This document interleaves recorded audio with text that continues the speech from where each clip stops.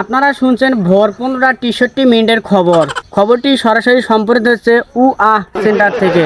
খবর পড়ছে আমি প্রথমে জানিয়ে দিচ্ছি খবরের বিশেষ বিশেষ শিরোনামগুলো। প্রত্যেক ওভার ব্রিজের নিচে পাওয়া যাচ্ছে চাউলের খনি। খাসি বকরির সাথে হালন বকরির ধর্ষণ। No what is this. এতক্ষণ শুনলেন সংবাদ শিরোনাম, এবার শুনবেন বিস্তারিত। Everything is no.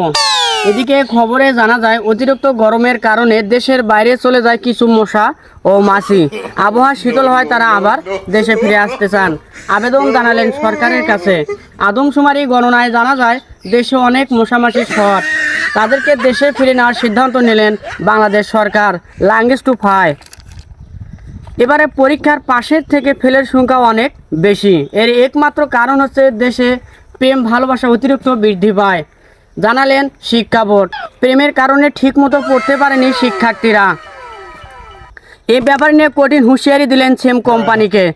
10 মিনিট কথা বলার জন্য পর অটোভাবে ফোন কেটে দিতে হবে সিম কোম্পানিকে, জানালেন শিক্ষা বোর্ড। এবারে খেলার খবর। গতকাল আজ পরশু এক বিশাল কুতকুত খেলার আয়োজন করা হয় মিরপুর শেরেবাংলা স্টেডিয়ামে। এই খেলায় প্রথম স্থান অধিকার করেন কালো রঙের একটি বিদেশি কুত্তা। তাকে 2.5 মণ ওজনের একটি মাটির মেডেল প্রদান করা হয়। সবশেষে আবহাওয়া বার্তা। এদিকে আবহাওয়ার পূর্বাভাসে বলা হয়েছে আজ রাত বিয়ান পর্যন্ত বাদামি ও কালো রঙের অতিরিক্ত গরম পড়তে পারে, সেই সাথে বেগুনি রঙের ঘন কুয়াশাও পড়তে পারে। আমাদের ভুয়া খবর শেষ হলো। পরবর্তী ভুয়া খবর দেখার আমন্ত্রণ রইল রাত 90 ছটাকের সময়।